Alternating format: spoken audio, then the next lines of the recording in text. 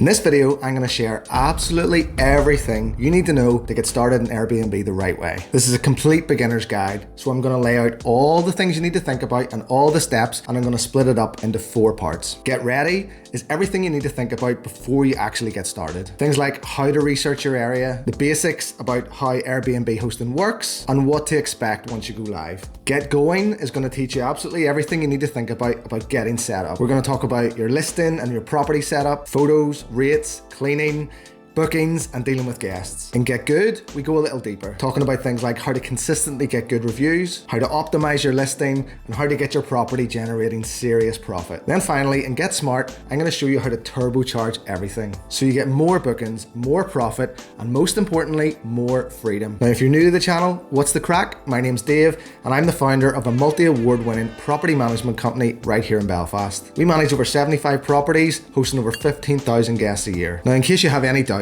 Airbnb is a business that can give you fun, freedom, and flexibility. First up, it's flexible working hours. It's not 9 to 5. You can probably manage one Airbnb in around 10 hours a week, and it's easy to fit around full-time work. I was managing 2 while I was in full-time work. And unlike other side hustles, you're not exchanging your time for money. So you don't fall into the trap that if you're not working, you're not earning. You're selling a product, which is a night in your Airbnb, which people can book at any time, meaning you get that holy grail of making money while you're asleep. And once systemized, it gives you the opportunity to work and run this business from anywhere in the world. It's changed my life, and I promise it can change yours too. So let's get to the training. Now, everything I'm about to tell you comes from my book, Short-Term Rental Revolution, which you can get a link in the description for. So first part is get ready. This is the stage where you go in planning and research mode, which you're already doing by watching this video. So well done. So the first thing you need to do is decide on the viability of a property. Now, if you already have a property that you're considering doing Airbnb in, great. We're going to come to that in a second. But right now I'm going to assume that you don't have a property and you're looking for one that you're going to bring to the market. So one of the first things you might need to decide is whether you're going to go for a house or an apartment. There are pros and cons for both.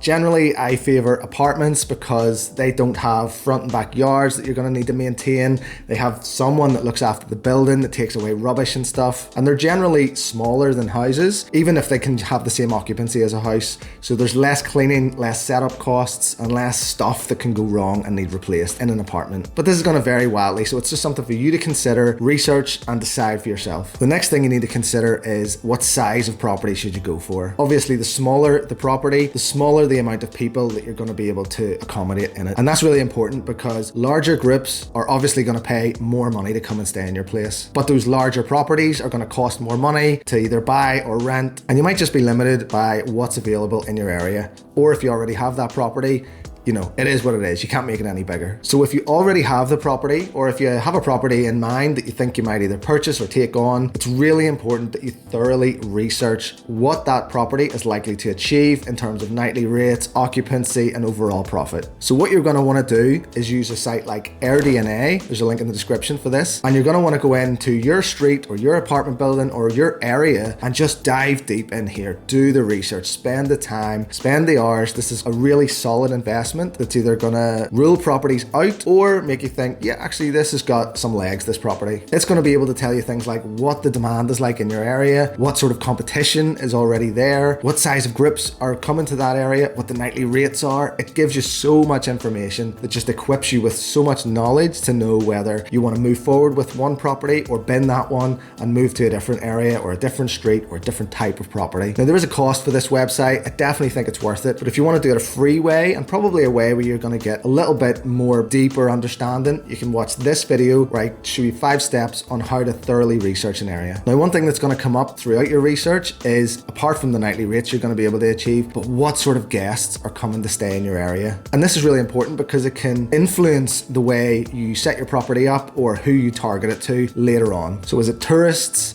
Is it families? Is it couples? Is it corporate? There's all these different groups of travelers that stay in Airbnbs, and it's really important that you know what type is really popular in your street or apartment or building. Now, next up, I'm going to give you 3 ways to source a property. If If you already have one, great. I hope you've done your research on Airbnb and you found that the property you have is going to be killing it. Maximum nightly rates, maximum occupancy, brilliant. But if not, there are two other ways to source properties where you don't actually have to buy or own the property. The first is called Airbnb arbitrage, or in the UK, rent to SA. And that's where you find a property that's for rent and you approach the owner and say you would like to take their property on, pay them that guaranteed rent, but then you then put it on Airbnb. That way, after the owner has got their rent, any profit that's left after running it as an Airbnb is yours. Now, there's a little upfront cost in this. There's a bit of work involved in trying to convince these landlords or property owners to give you their property and make lots of money when they could be doing it themselves. You obviously have that guaranteed rental going to that owner, so even in the slow times or if you get no bookings for a while, you've definitely got to keep paying that rent. And the chances are that you're going to have to spend a bit of money at the start to improve the look of the property, to just make it more desirable and up to Airbnb standards. But it is achievable and it is a viable option for people who want to get started in Airbnb but don't have the money to buy a property. And the third way is when you act as a co-host or you manage the property on behalf of that property owner. Now, for this, there's no upfront cost because the income from the Airbnb is technically the property owners or the clients, but you manage it for them and do everything, and you take a commission on that top line. This is an extremely lean model because all the running costs get charged back to the client and you have basically no fixed liability. So in the quiet times, you lose together, and in the good times, you win together. And it's also an easier way to convince property owners to let you use their property for Airbnb if they know they're getting the bulk of the income and you're getting a commission. Now, the next thing you need to think about is checking for local regulations around Airbnb. It feels like Airbnb's been around forever, but it is still a very new industry, and governments and councils around the world are trying to grapple with it about what do they do with this business. There's housing crises all over the world, and voters are voting in politicians who want to try and curb that. So, this is a grey area. I could go down a rabbit hole on this, but lots of cities, lots of areas are bringing in regulations to try and limit Airbnbs. So it's really important that you check what those are, if any, in your area, and make sure that you're not going to get caught out by bringing a property to market and then finding out that you're in breach of some sort of regulation. So next up, let's spend some time exploring and learning about what the Airbnb hosting business actually looks like. So the first thing I want to talk about and really pin down to make sure you're fully aware is that this is a hospitality business. There are substantial time demands on you because these are real guests coming to stay here, and they have questions and there are lots of moving parts in this business, so there is a significant time investment required on your part. And to give you a basic understanding of the day-to-day or week-to-week running of an Airbnb, when it's live, you have a calendar that shows available dates and booked dates. When available dates are there, guests will send you a request to book, or they will just book the property for certain dates, and that's when the work begins. So they will be communicating with you saying, I'd love to come and stay in your place. Is it available? Can I have a discount? Lots of back and forth, sometimes before a booking is made, but certainly once the booking is made. They'll have questions about, how do you check in and all this sort of stuff. So there's lots of messages that go back and forth with guests, and you do it on the Airbnb app, which is really user-friendly. Airbnb rules the world. It's a really good app of just managing everything on there. Then once guests are in-house, they often have more questions about things. Generally, a lot of them just want to get to the property and experience their holiday, their vacation, or whatever they're using it for. Once they check out, then obviously the place needs professionally cleaned to a super high standard and to just get it ready for the next guests. Now, ideally, you're going to have guests checking out on one day and new guests checking in on the same day. So this is what I'm talking about time demands on you. That place needs done. It has to be done before the next guests arrive. So there can be a lot of juggling of your time and systemizing and making sure that things are in place to run really super smoothly, because these things cannot go wrong. So some more things that you get to fiddle with and play with on Airbnb. You have rates that you set, and that is basically how much does your property cost per night. And you can set that up to be the same cost for one night times 10, 20, 30, or you can adjust it so that it's cheaper for longer stays. But the key thing is that it shouldn't just be the same price all the time. Generally, any Airbnb area is going to be seasonal or have periods of higher and lower demand. So the rates need to be adjusted either up or down to account for this demand fluctuability.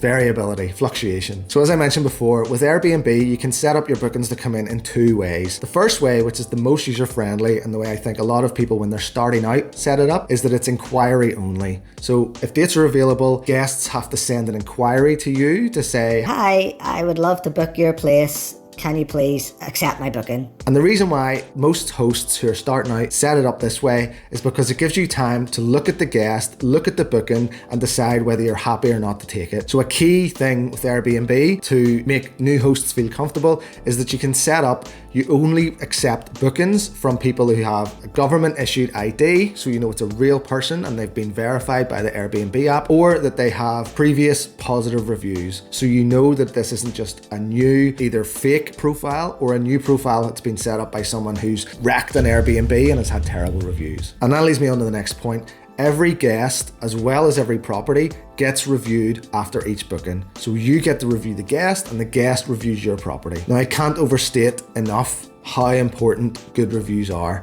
And that's why I keep saying in all my videos, this is a hospitality business. You have to deliver customer service. Think of it as if you're working in a fancy restaurant or a fancy hotel, and these guests that are coming are your customers and they expect a lot, especially if they're paying high nightly rates. So we talked about the inquiry of a way for a booking to come in. The other way is when you just set up instant book and bookings will just land in your diary. So if that happens, you have to accept them. So you've got to be really careful to be managing your calendar, managing your diary to make sure that if dates are shown as available, that property actually is available. Now, if you're just hosting on Airbnb alone and not any of the other sites, it's not really possible for you to get what's called a double booking, which is when someone's already booked certain nights and then another booking lands in on top because availability hasn't been synced up. We can talk about that later, but if you have an instant book set up, bookings are just going to come in. Now you can set up your listing where you won't accept bookings on the same day. So that's one thing I learned the hard way, was if you have available dates, that you could be sitting at 6 o'clock on a day that it's available, 6 o'clock at night, and a booking will land in and the guest will be saying, I'm outside, can you come and let me in? So you can set it up so that can't happen. The next thing you need to think about is what cancellation policy you're going to put in place. So a cancellation policy, it's the same as if you've booked any hotel or any flight, anything that's sort of far in advance in terms of hospitality. There's going to be a cancellation policy, and how strict or how flexible you make your cancellation policy has pros and cons. If you're super strict, that's going to potentially put guests off for booking your place because they're going to think, oh, something might happen, my plans might change, so that place is too strict, so I'm not going to book it. Likewise, if you're too flexible,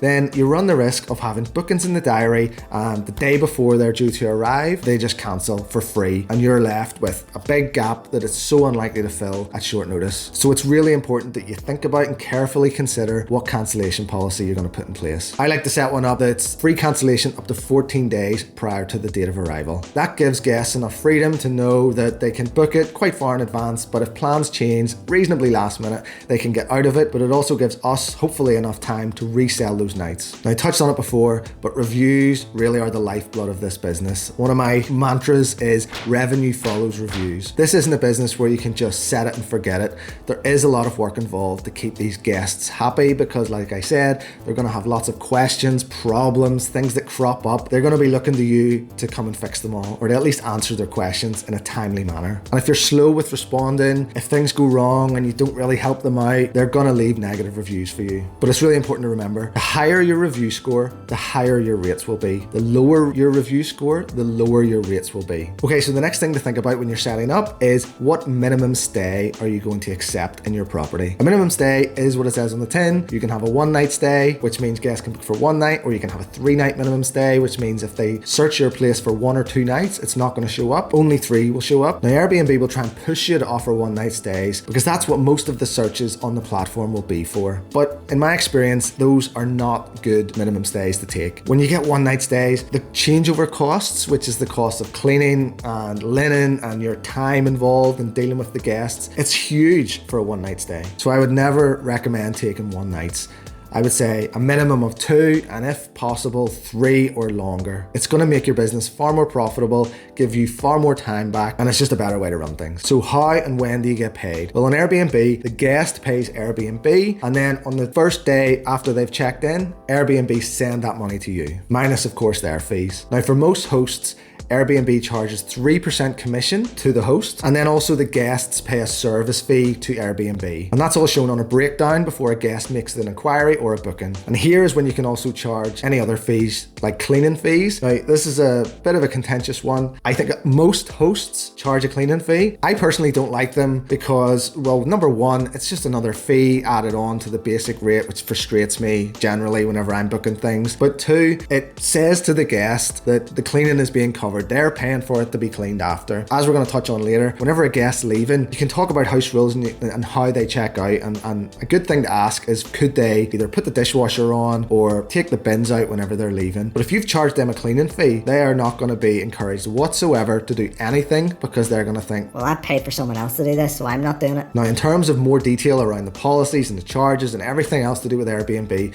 their website is very user-friendly and gives tons and tons of information about all the random questions that you might have. So definitely check it out. Now, the last couple of things you need to think about is, firstly, speak to an accountant if you're getting set up, if you're setting up a company or a partnership or a separate legal entity that your Airbnb is going to be in for finance purposes. Speak to an accountant about the best way to do this. Also, if you're using a property that you own, it's worth speaking to a mortgage advisor or mortgage broker to see whether there's going to be any issues with the mortgage that you have. And lastly, you are obviously going to need insurance on this property, and it's going to be different than if you're, say, a landlord with tenants. Because these are going to be guests, you are going to need different insurance to make sure you're covered in case your guests hurt themselves or anything tries to come back on you. Now, as we finish the get ready stage, I know it's human nature to get stuck in this loop of procrastination, of learning and researching just to know a little bit more before you get started. But not you, and not on my watch. I know you're an action taker and you're gonna do whatever it takes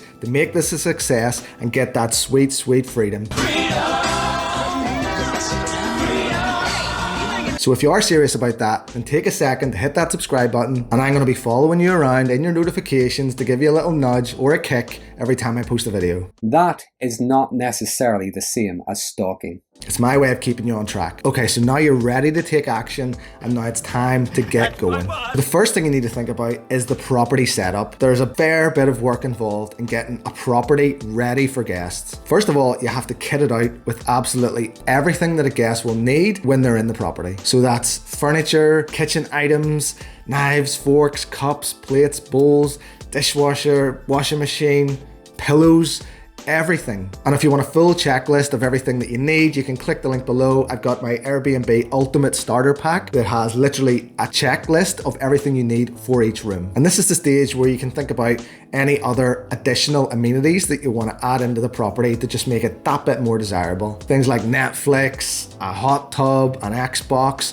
There's so many things that you can add in there that's going to make your property just stand out and get ahead of the competition in your area. You need to think about safety as well, so it's really good practice to have a fire extinguisher, first aid kit. Now hopefully they never need to get used. One thing to think about is whether you're going to add a sofa bed into your living room of your property. Now if you have a 2-bedroom property, you're going to be able to sleep 4 people, 2 in each bedroom, and that's going to be great. But if you add a sofa bed into the living room, you can bump up the occupancy up to 6. And as I say, the higher the occupancy, the higher the rates are going to be. It's not perfect. It's not a 3rd bedroom, so you won't be able to charge the same as if it was a 3-bedroom property. But by being able to accept bigger groups, you're just going to stand out in more searches and get better rates. The next thing you need to think about is whether you are given full access to your heating or aircon or utilities to your guests. I personally think you should, but obviously there's an energy crisis going on, and there can be guests who just turn the heating on full whack, and if it gets too hot, they open the windows instead of turning the heating off. So there are lots of controls that you can put in place that give guests some access, but that it resets after a certain while to just try and keep a cap on the amount of energy that's being used. It's something to think about, but honestly, if you put restrictions in place, guests will get frustrated with it. It's my opinion that when a guest books a place, they have full access to everything in that place and that it's not restricted. Okay, so now you've got the property ready. Now it's time to get the listing ready on Airbnb. Now it's so important that when you're setting up a listing on Airbnb that you do everything you can to make it stand out. So you'll have already done your research about what the competition is like in your area or your street or your building. Now is the time where you have to go and demolish that competition. Remember, they have a head start, they have reviews, they have past guest histories. You're starting from a standing start with nothing. You're the new kid on the block. So you need to come in there and dominate from day one. And that's why in the property setup stage, stage, it's so important that you don't be cheap, don't scrimp on the design of your property. It has to look amazing. And then when you've got it looking amazing, it's really important that you then capture how amazing it looks in professional photos. These photos aren't cheap, but think of how much of a waste it is to have spent so much on making the property look amazing and then scrimping on the actual photos so that it actually looks rubbish in those photos. It's an investment that pays for itself so many times over. Once you get those photos, they are your digital assets that you can share around with your friends on social media, anywhere where people are requesting a place to stay, and you can say, check this place out. When someone searches on Airbnb, your property listing is going to show up with loads of others, and all you have to click people into your listing is that first photo. So it has to be like super stand out to beat the competition to get people to click through. The next thing you need to do on your listing is set up your rates. Now, again, we talked about it and you should have researched that from AirDNA and from your other research that you did, but you should have a very clear idea by now of what your property can achieve in terms of nightly rates. And if you didn't, if you skipped that bit, go back and do it now, because you can't just pluck a number out of thin air and expect it to work. Because if you go in too expensive on a nightly rate, people are just not going to book it. And if you go in too cheap, bookings will flood in, but you'll have left serious money on the table. You need to pick rates that are competitive, i.e. similar to what else is in your area, but also reflective of how good your property is. So if you've done your property up to be the best one in the street, well then you should be charging the highest rates. If your property's not as good as the rest of them, well then unfortunately you're not going to be able to charge as much as the rest of them. This is market forces of supply and demand. There's no way to cheat here. It is what it is. So it's so important that you set the property up right, in the right location,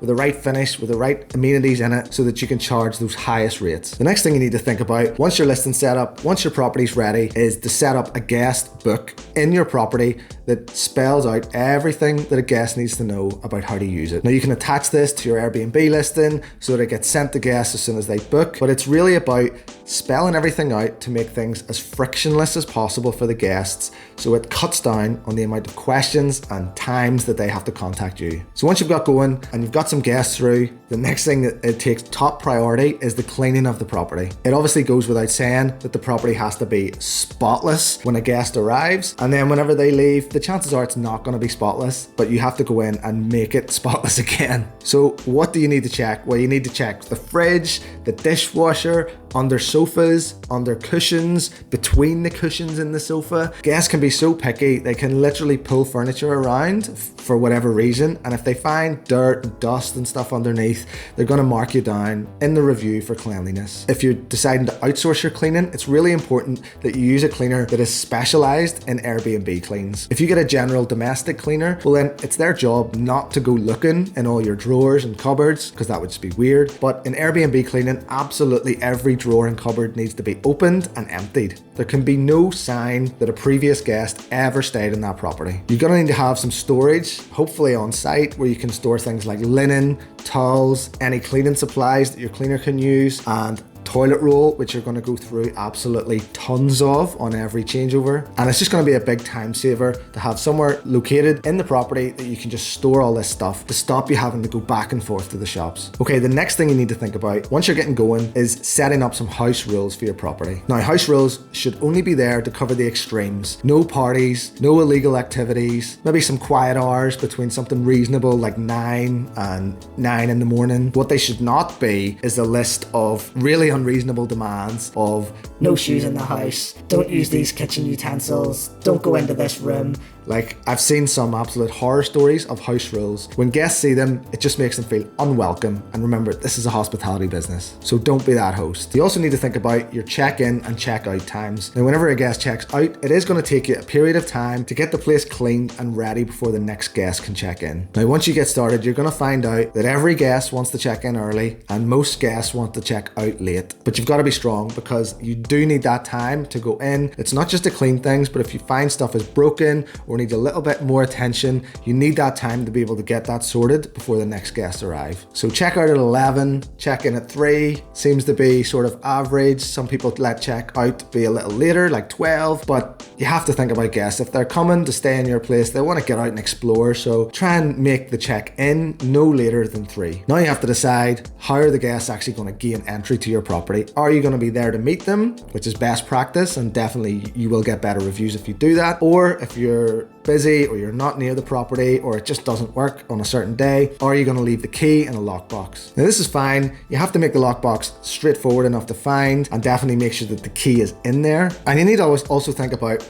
just what to expect from these guests. So if you haven't worked in hospitality before, it can be quite difficult to expect what's going to happen. Now, if you have worked in hospitality in a cafe, or restaurant, or hotel, or whatever, you know what I'm talking about. You know what guests can be like. You're going to get some horrible guests, some weird guests, and obviously lots of nice guests as well. But no matter what, you have to do your best to make sure they have a good stay in your property, because they're going to leave you a review, which is going to determine how many more bookings you're going to get in the future. Generally, most people are nice, but there are a lot of quite entitled guests that can be very frustrating.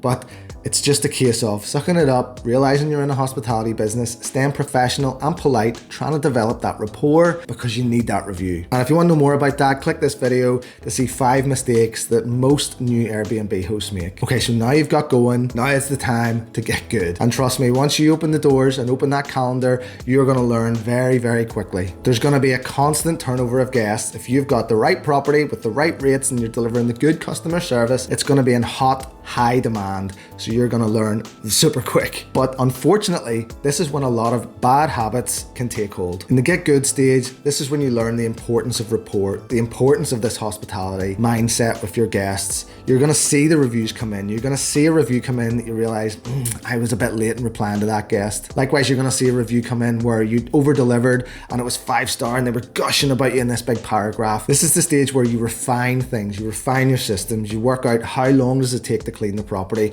you work out what exactly your nightly rate should be on a Saturday compared to a Wednesday. You work out where to get the best toilet roll for the best price. You start to think about systems and how to do things better. You've got a bit of experience now and you're starting to see what works and what doesn't work. And it's really important that you action that. Think about the systems. Think about your time that's being involved. Think about cost savings and things that can be dropped that you thought were important at the start, but after you've got going, you've realized actually no one really cares about that. Now, once you've got up and running, you're going to realize that this property needs maintenance done on a regular basis. Yes, when they come, they're just a little bit more careless than if they were in their own house. So if you've got that property and you've done it up to such a high standard and you've got great reviews, it's really important that you keep on top of any maintenance or things that are going wrong, things that are places that stuff looks like a little tired and just needs a touch up, because this is your product. This is your Ferrari that is a well-oiled machine, and you need to be making damn sure you're doing an oil change every so often. It's at this stage where you can also look at optimizing your Airbnb listing,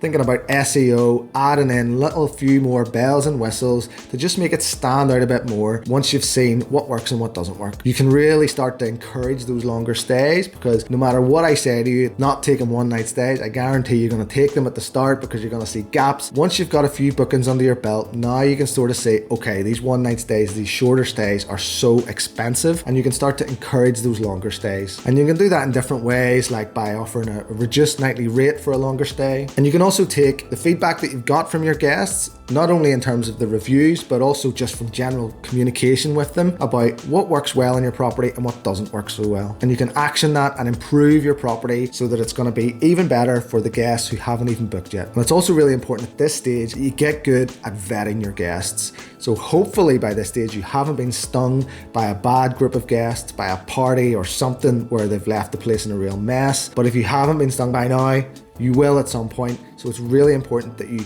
take some time to understand how to vet those guests. Communicate with them, find out why they're coming. If you're seeing red flags and you've got a bit streetwise, a bit of a spidey sense going on from just getting so many guests under the belt, that you're going to start to see when some are bad and that you just don't want to let them in. Okay, now we're coming to the end. We're at Get Smart. Now this is the time where you take things to the next level. You can turbocharge it and maximize absolutely everything to do with your listing. So the first thing you need to do is to realize you don't have to rely on Airbnb, and actually you're foolish to do that. Having all your eggs in one Airbnb basket means you're one algorithm change away from obscurity.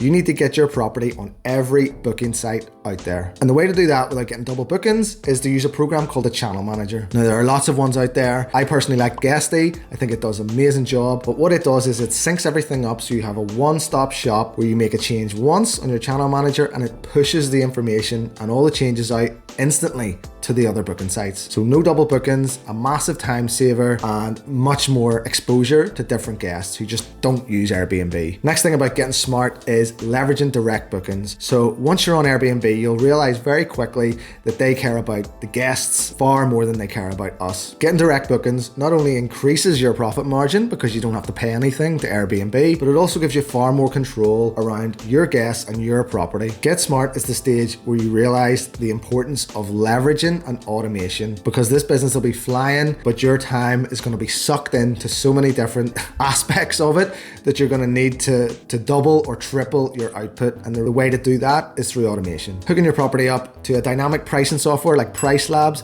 is a way that's going to turbocharge your income. Yes, there's an investment to this, but the return is like mind-blowing compared to what you're paying. If you're getting swamped by messages or just the general running and managing the business, you can either outsource stuff from someone on Upwork, or you can use a co-host like I talked at the very start about how to acquire property. So someone who's hungry, wants to make some money from Airbnb and wants to take away all the stress, all the hassle from you. And if you're thinking about growing your portfolio beyond one property, then looking at a co-host is going to be a good option to sort of get extra time back so that you have the capacity to add in more properties. Now that's just a flavor of how to get smart in this business. If you want to see a full video on all the ways to turbocharge it, then click this. But if you've made it to the end, the next video you have to watch is this one. It's 14 things I wish I knew, before I started an Airbnb business. Now, if you haven't already, hit that subscribe button. See you next time.